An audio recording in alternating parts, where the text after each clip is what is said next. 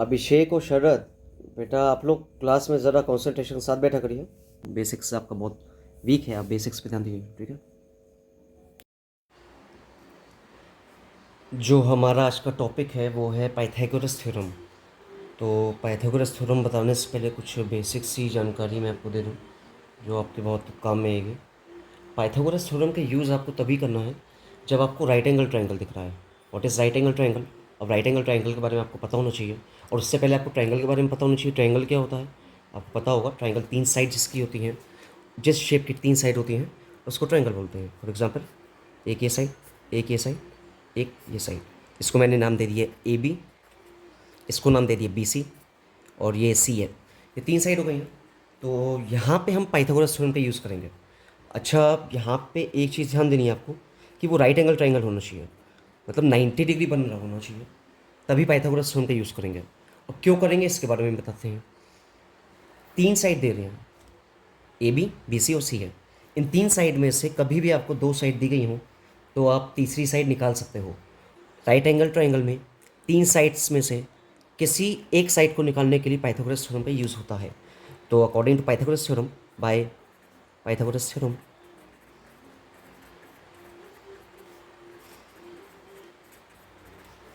इसके अकॉर्डिंग जब आपको अच्छा ये पता होना चाहिए कि इसको हम लोग बेस बोलते हैं। जो हॉरिजॉन्टल लाइन होगी, ऐसी लाइन को हॉरिजॉन्टल लाइन बोलते हैं, इसको बेस बोलते हैं, इसको परपेंडिकुलर बोलते हैं। और ये हमारा हाइपोटेन्यूस,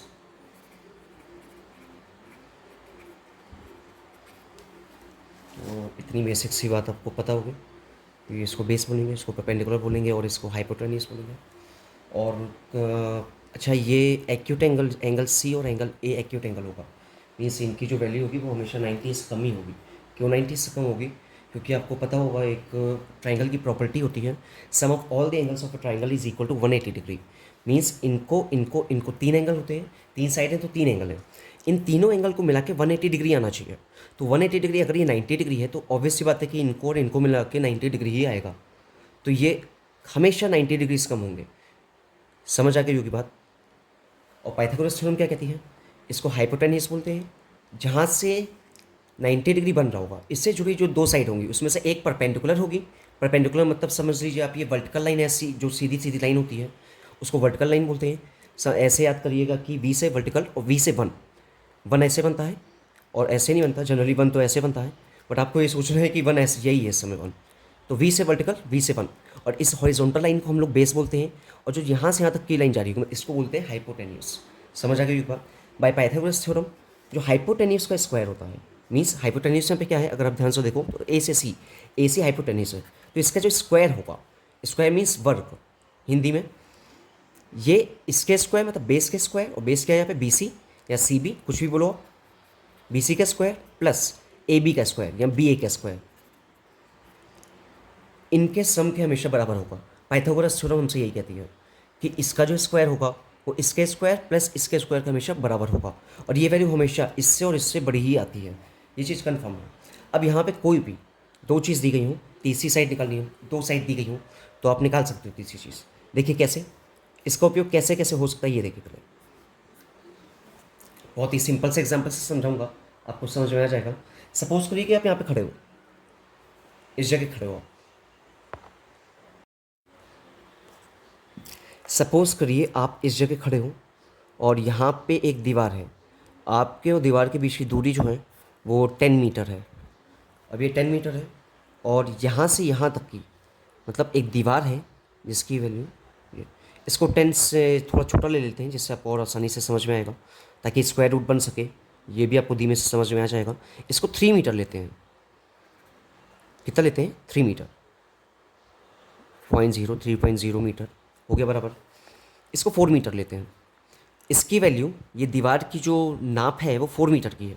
4 मीटर की दीवार है और 3 मीटर की दूरी है, आपके और आप दीवार के बीच की दूरी 3 मीटर है।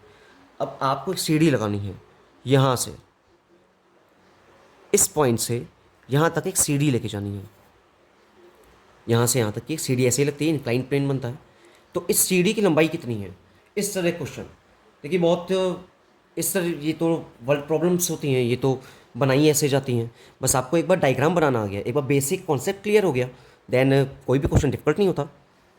3 मीटर यहाँ तक है, 4 मीटर ही है। अब इसको ऐसे समझ लीजिए क्वेश्चन क्या, एक ट्राइंगल है ABC, कई तरीके से कॉन्सेप्ट समझना है, कॉन्सेप्ट क्लियर होना चाहिए। अब ये एक ट्राइंगल है, सपोज करिए एक ट्राइंगल दिया गया है ABC। अब यहाँ पे BC की वैल्यू दी गई है, कितनी दी गई है, 3 मीटर। AB की वैल्यू 4 मीटर, और कह रहा है CA की वैल्यू निकालिए। क्वेश्चन मार्क है, तो आपको कंसीडर कर लेना, मैथ्स है, अपने आप से कंसीडर कर सकते हो आप, लेट कर सकते हो, let CA to be x, then इसकी वैल्यू एक्स हो गई। अब इस एक्स को, एक्स जो कि अननोन क्वांटिटी है, वेरिएबल होता है, आपको वेरिएबल कांस्टेंट पता होंगे। जो चीज़ नहीं पता होती हमको, हम उसको कांस्टेंट कांस्टेंट पता होंगे आपको, 1 2 3 4 जो नंबर्स होते हैं वो कांस्टेंट कहलाते हैं। ये कांस्टेंट है, ये कांस्टेंट है, ये एक्स है, कोई भी वैल्यू हो सकती है, तो इसको वेरिएबल बोलते हैं। वेरिएबल का मतलब ही होता है कि वेरिएबल, वेरी मतलब जो बदलता रहे, एबल मतलब जो लायक हो, जो बदलने लायक हो, मतलब जो इंग्लिश के अल्फ़ाबेट्स हम लोग यूज़ करते हैं मैथ्स में, वो वेरिएबल्स होते हैं। इनकी वैल्यू कहीं पे कुछ होती है, कहीं पे कुछ होती है। यहाँ पे एक्स माना है, अब सोचिए यहाँ वैल्यू चेंज कर देता है, यहाँ वैल्यू चेंज कर देता, तो यहाँ पे कुछ और वैल्यू आती। अब ये वैल्यू क्या कितनी आ रही है, अब ये देखनी है। तो बाय पाइथागोरस थ्योरम,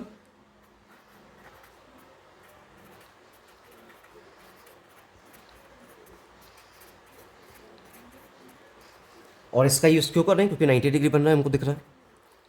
ये दिया जाए ना दिया जाए, वैसे क्वेश्चन दिया जाएगा और नहीं भी दिया जाएगा तो आपको डायग्राम देख के पहचानना है। जहाँ पे आपको एल दिखे, ऐसा एल देखिए, ये यहाँ आ रही लाइन, यहाँ आ रही एल ऐसे बनता है इंग्लिश में, तो उनके बीच में जो एंगल बनता है वो 90 डिग्री ही होता है। तो देन बाय पाइथागोरस थ्योरम, जो हाइपोटेन्यूस, अगर आप ध्यान से देखो तो ये बेस होता है, ये बेस है 3 मीटर का, और ये परपेंडिकुलर है। मैं पूरा नहीं लिखूंगा, जगह नहीं है, आप समझ जाना, परपेंडिकुलर है। और हाइपोटेन्यूस निकालना है, ये हाइपोटेन्यूस है। यहाँ से तक की वैल्यू कही है, आपको मैंने समझाया तभी, वो पता होगा आपको। तो हाइपोटेन्यूस का square is equal to base का स्क्वायर प्लस परपेंडिकुलर का स्क्वायर। तो हम लोग क्या करेंगे, यहाँ पे हाइपोटेन्यूस दिख रहा है AC, देन AC का square is equal to AB का स्क्वायर प्लस BC का स्क्वायर। BC बोलो या CB बोलो, इट डजेंट मैटर, क्योंकि जहाँ पे रे होती है, रे आपको पता होगी, रे इसको बोलते हैं। जहाँ जब आप ऐसा सिंबल देखते हो तो ये रे का साइन होता है। इसका मतलब होता है कि जो रे होती है इसमें एक डायरेक्शन होती है, एक डायरेक्शन नहीं होती, मतलब एक तरफ से शुरुआत तो होती है इसकी, अंत नहीं होती। जैसे आप टॉर्च जलाते हो तो टॉर्च की जो लाइट होती है बहुत दूर तक जाती है, कहाँ तक जाती है आपको पता ही नहीं है। स्टॉप तब तक नहीं होगी जब तक कोई स्क्रीन ना लाई जाए सामने। जैसे आप दीवार पर मारोगे तो दीवार पर रुक जाएगी, बट आप ओपन एरिया मारोगे, आसमान मारोगे, तो आपको लगेगा कि हाँ आसमान तक जा रही है, लेकिन आसमान दिखता नहीं, क्योंकि इतनी पावर होती नहीं टॉर्च की। फिलहाल क्वेश्चन पे आता हूँ। AC का स्क्वायर, AC क्या माना था एक्स, देन एक्स का square is equal to AB का स्क्वायर, AB की वैल्यू कितनी 4, 4 का स्क्वायर प्लस BC का स्क्वायर, BC की वैल्यू कितनी 3, देन 3 का स्क्वायर, एक्स का स्क्वायर इक्वल टू 4 का स्क्वायर। 4 का स्क्वायर अगर आपको स्क्वायर निकालना नहीं आता, आता होगा, ठीक है, आप कॉम्पिटिटिव एग्जाम की तैयारी कर रहे हो, आप कॉम्पिटिशन लेवल के क्वेश्चंस जब भी लगाने हैं आपको, देन आपको स्क्वायर निकालना तो आना चाहिए। 4 का स्क्वायर मतलब 4 इंटू 4 मीन्स 4 4 16 प्लस 3 का स्क्वायर 9, 16 प्लस 9 25, एक्स का स्क्वायर इज इक्वल टू 25 है। जब स्क्वायर रूट हटा, आप देखो अब यहाँ पे हमें एक्स का स्क्वायर नहीं निकालना, हमें एक्स की वैल्यू निकालनी, क्योंकि हाइपोटेन्यूस को हमने एक्स माना था। तो स्क्वायर जब हटेगा तो सामने अंडर रूट जाता है, तो स्क्वायर हटा के मैं सामने अंडर रूट लेके जाऊँगा। X is equal to under root 25। अगर आपको ये नहीं आता तो मैं साइड में समझा सकता हूँ। आपको कभी भी स्क्वायर दिखेगा किसी के भी ऊपर, किसी भी वेरिएबल के ऊपर, सपोज करिए यहाँ लिखा है वाई का स्क्वायर इज इक्वल टू 25, तो ये जो 25 होगा, ये स्क्वायर को जब सामने लेके जाएंगे तो ये अंडर रूट में चेंज हो जाएगा, मीन्स अंडर रूट 25 हो जाएगा। तो यहाँ वाई अकेला हो जाएगा, वाई को सेपरेट करना है, वाई स्क्वायर नहीं चाहिए, वाई चाहिए। देन आपको स्क्वायर सामने लेके जाना है, जब ये सामने जाएगा तो अंडर रूट में चेंज हो जाएगा। क्लियर है। अब x is equal to under root 25 है। इसको सॉल्व करने का क्या तरीका होता है, यहाँ पे ये जो नंबर होता है इसको हम फैक्टराइज करते हैं। फैक्टराइज का मतलब 25 लिखा हुआ है, ये फैक्टराइज का मतलब होता ही है, आपको पता होगा, जिस भी छोटे छोटे नंबर जा रहा है उससे हम डिवाइड करेंगे। 5 से जा रहा है 5 टाइम्स तो 5 लिखा, 5 टाइम्स जा रहा है यहाँ 5 लिखा, ये 5 जा रहा है 1, 5 जा रहा है 5 से 1 टाइम तो यहाँ 1 लिखा, ये 5 इंटू 5 आया, तो इक्वल टू में 5 इंटू 5। और ये कैसे हटता है, अगर अंदर पेयर बन जाते हैं तो ये अपने आप ही हट जाता है। मतलब यहाँ पे हो गई वैल्यू, पेयर बन रहा है, इसको एक बार लिख देंगे, अपने आप ही अंडर रूट हट गया, रिमूव हो गया। तो एक्स की वैल्यू कितनी आई, मीटर में थी वैल्यू, तो मीटर रखेंगे यहाँ पे, यहाँ पे मीटर स्क्वायर करेंगे, यहाँ मीटर स्क्वायर करेंगे। ये प्रॉपर तरीका है करने का। 4 metre square, 16 metre square, 9 metre square, 25 metre square. यहाँ जब मीटर स्क्वायर करेंगे, इसको मैं यहाँ कर रहा हूँ, तो ये जब अंडर रूट में था ना, तो मीटर स्क्वायर का मतलब हो गया under root M into M. तो ये भी, इसका भी पेयरिंग जो हो रही है ये भी बाहर से हट गई, मतलब ये एम आ गया। सो एक्स की कितनी वैल्यू आ गई, 5 मीटर। क्लियर है। और अगर आपको ये सीखना है तो ये मैं 2 मिनट में बता सकता हूँ। ये जो आप एक्चुअली में लाइन, जिसको आप बचपन से लाइन पढ़ते आते हो, वो लाइन, ठीक है, सभी को पता होगा। लाइन एक्चुअल में ये होती है, लाइन एंडलेस होती है, लाइन कभी ख़त्म नहीं होती है। इसको हम लाइन बोलते हैं, जहाँ पे दोनों एरो होते हैं। दोनों एरो का मतलब है कि ये इधर भी एक्सटेंड कर सकती है एंड इधर भी एक्सटेंड कर सकती है। इट मीन्स कि अगर प्लेन खत्म हो गया, मीन्स कागज़ खत्म हो गया, तो भी इसको एक्सटेंड किया जा सकता है। मीन्स इसका कोई एंड पॉइंट नहीं होता है। बात ध्यान में रखने वाली ये है, जहाँ पे एक एंड पॉइंट है, मीन्स एक जगह एरो लगाए, एक साइड एरो लगाए और एक साइड एरो नहीं लगाए, तो इसको हम रे बोलते हैं। जैसे टॉर्च, टॉर्च आपने देखी होगी, ये रे का एग्जाम्पल है। और लाइन सेगमेंट क्या होती है, अगर आप इसका छोटा सा पार्ट ले लो, मान लीजिए ए बी, इसको आप लाइन सेगमेंट बोलोगे। तो ये लाइन सेगमेंट है। तो यहाँ से यहाँ तक की वैल्यू, अब इसको आप ऐसे रिप्रेजेंट करते हो, जो आप लिखते हो पेपर में, जिसको आप ए बी बोलते हो या बी ए बोलते हो, ये बराबर होता है। और इसको आप ऊपर छोटे से लिखना है, तो इसको ऊपर आप सिंबल ऐसे बनाते हो लाइन सेगमेंट का। इससे ये पता चलता है कि ये लाइन सेगमेंट है। ये रे है, तो रे को मान लीजिए कि मैंने यहाँ पे नाम दे दिया, इस पॉइंट को दे दिया ए, इस पॉइंट को दे दिया बी। यानी जो रे होगी, इसका ए से बी की ओर जा रहा है, तो आपको ऐसे ही लिखना है। और इसके ऊपर जब सिंबल बनेगा तो इसके रे का छोटा सा सिंबल बनेगा। लेकिन ये बी और ए के बराबर नहीं होता है। क्यों ये बराबर नहीं है? It is not equal. Why? क्योंकि ए से बी की ओर जा रहा है, ये एरो दर्शाता है कि किस डायरेक्शन में जा रहा है, इधर से स्टार्ट हो रहा, किस साइड जा रहा है।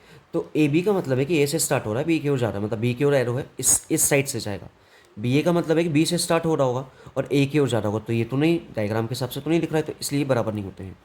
और लाइन में आप मान लीजिए ए और बी आप बोलते हो, तो आप लाइन को ए बी और एरो बना दिया छोटा सा, चाहे आप ए बी बोलो चाहे आप बी ए बोलो, ये दोनों इक्वल है। बिकॉज क्लियर हो गई होगी बात। एक ऐसे एक एग्जांपल और देने चाह रहा हूँ। अब ऐसे ही एक एग्जांपल है जिसमें एक ट्रायंगल दिया गया है। अब की बार क्या किया है, अब की ये वैल्यू पता है, ये वैल्यू पता है। सपोज करिए ये 5 मीटर है, ये 3 मीटर है, और ये नहीं पता। एक ट्रायंगल दिया गया है ए बी सी, तो A B equals to x. क्यों? अननोन था। अच्छा, मैंने डायरेक्टली कर दिया है। एक ट्रायंगल दिया गया है ए बी सी, पहले इससे मैंने लिख दिया है, समझाऊंगा अभी। ए बी सी ट्रायंगल दिया गया है, जहाँ पे ए बी की वैल्यू दी गई है ए बी को पहले नहीं लिखूँगा, बताता हूँ अभी। ए सी की वैल्यू दी गई है 5 मीटर, बी सी की वैल्यू दी गई 3 मीटर अकॉर्डिंग टू डायग्राम, और ए बी की वैल्यू अननोन है। A B is equal to question mark. तो सबसे पहले तो क्वेश्चन को करने का सबसे इजी तरीका ये होता है, जो चीज़ गिवन हो, जो भी चीज़ आपको दी जा रही हो उसको आप लिखिए, जो चीज़ पूछी जा रही हो उसके लिखिए, और बस फॉर्मूले में पुट करिए और आंसर आ गया। ऐसे क्वेश्चन बहुत ईजी होते हैं। ऐसे क्वेश्चन, ये 3 मीटर है, 5 मीटर है, ये एक्स मीटर है। अब देखिए इन्हीं क्वेश्चन को कैसे डिफिकल्ट बनाया जाता है। मैंने एक क्वेश्चन बताया था अभी थोड़ी देर पहले कि आप यहाँ पे खड़े हो, और देखिए कैसे क्वेश्चन घुमाया जाता है कि आप यहाँ पे खड़े हो, आपसे 3 मीटर की दूरी पर एक दीवार है, और दीवार पे एक सीढ़ी लगी हुई है, सीढ़ी की लंबाई 5 मीटर है, the length of the ladder is 5 metre, the distance between you and the wall is 3 metre, the length of the ladder is 5 metre, and the length of the wall is unknown. ये पूछा गया है कि wall की length क्या है, लंबाई क्या है दीवार की। तो ए विजिबल क्वेश्चन मार्क हमने ऐसे मार लिखा है, आपने जो दिया गया था उसको लिखा, जो चीज़ पूछी गई थी उसको। ऐसे क्वेश्चंस घुमाए जाते हैं। ये तो मैंने बहुत ईजिली बता दिया ये क्वेश्चन। अब इजी तरीका और कैसे घुमाए जाते हैं आपको पता चल गया। वर्ल्ड प्रॉब्लम्स, एक ट्रायंगल दिया गया है ए बी सी, या जैसे मैंने क्वेश्चन बताया था आप वही समझ लीजिएगा। ए बी सी ट्रायंगल दिया गया है, ए बी की वैल्यू अननोन है, तो ए बी को मैंने मान लिया, let A B to be x metre. ठीक। अब बाय पाइथागोरस थ्योरम आपको राइट एंगल ट्रायंगल बनता दिखे, आप तुरंत पाइथागोरस लगा दीजिए।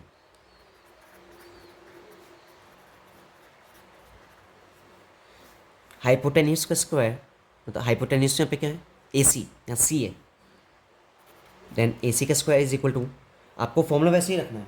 देखिए इसको कितना ईजी बनाता हूँ। ए सी का square is equal to A B का, बी सी का स्क्वायर प्लस ए बी का स्क्वायर, चाहे आप ए बी का स्क्वायर प्लस बी सी का स्क्वायर, बात वही रहेगी। आप इधर उधर करके लिख सकते हो। ए बी को क्या माना था, एक्स सेलेक्ट किया था, देन ए बी की जगह अब आप वैल्यू पुट करिए। ए सी की जगह ए सी की वैल्यू पुट करिए, ए बी की जगह ए बी की, बी सी की जगह पर। ए बी की वैल्यू कितनी मानी थी, एक्स, तो एक्स का स्क्वायर प्लस पाइथागोरस थ्योरम में करिए ना, पाइथागोरस थ्योरम याद होगी, 90 डिग्री बन रहा है, प्लस बी सी का स्क्वायर, बी सी की वैल्यू कितनी है 3 मीटर, देन 3 मीटर का स्क्वायर, और ए सी की वैल्यू कितनी है, आपको ऐसे ही रखना है फॉर्मूले में 3 मीटर। ए सी की वैल्यू कितनी है, ए सी 5 मीटर, 5 का स्क्वायर। यहाँ तक समझ में आ गया होगा। अब इसके आगे का काम क्या होता है, आपको x को सब्जेक्ट बनाना है, मीन्स आपको तो x से मतलब है ना, आपको x चाहिए, बाकी साथ में जो भी है उसको सामने भेज दीजिए, जिससे मतलब है सिर्फ उसी को साथ में रखिए। और किससे मतलब है, x से। आपको x चाहिए तो इसके साथ में जो कुछ भी दिख रहा है उसको सामने भेजिए। अच्छा, ये जो इज इक्वल टू पे ये वाली साइड होती है, इसको हम लोग LHS बोलते हैं, left hand side, means Hindi में बायां पक्ष, और ये दायां पक्ष, राइट हैंड साइड, RHS। अब आपको एक्स स्क्वायर को अकेला करना है, सब्जेक्ट बनाना है।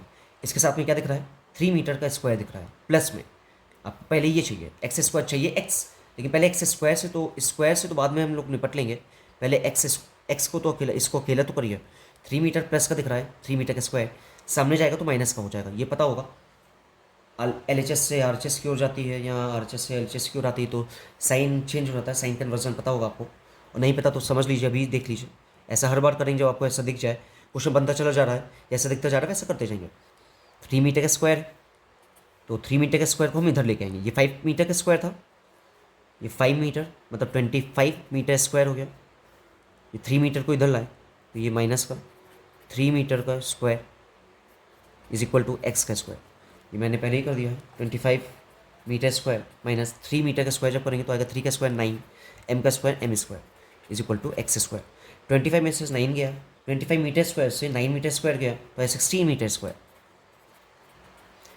देन अगेन वही प्रोसेस, अब की माइनस कर दिया क्योंकि सब्जेक्ट बनाना था ना इसको, इससे मतलब था, इसको किला कर दिया तो ये आ गया।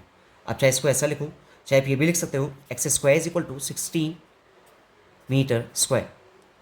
अब स्क्वायर को अकेला करना है, बताया था थोड़ी देर पहले, सामने जाएगा तो अंडर रूट, तो अंडर रूट 16 मीटर स्क्वायर। अब क्या करना है, स्क्वायर से दिक्कत हो रही है, अंडर रूट से दिक्कत हो रही है, पहले स्क्वायर से दिक्कत हो रही थी तो अंडर रूट बन गया, तो अंडर रूट से दिक्कत हो रही तो अंडर रूट को हटाने के लिए क्या करेंगे, पेयरिंग करेंगे।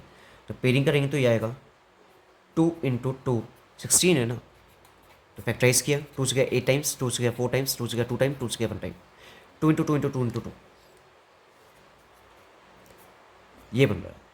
तो पेयरिंग करी, एक पेयर ये बन रहा है, एक पेयर ये बन रहा है, जोड़े बन रहे हैं, तो इसको एक बार लिखा क्योंकि अंडर रूट हट गया अपने आप ही, स्क्वायरिंग हो गई तो पेयरिंग हो गई तो अंडर रूट अपने आप ही हट गया। 2 इंटू ये 2 कितना हो गया 4 मीटर, मीटर स्क्वायर था, उसकी जगह हमने क्या लिख दिया, एम इंटू एम लिख सकते थे, और यहाँ पे एक एम आता, क्यों, इसके ऊपर पेयरिंग तो इसकी भी हो रही थी ना, इसलिए।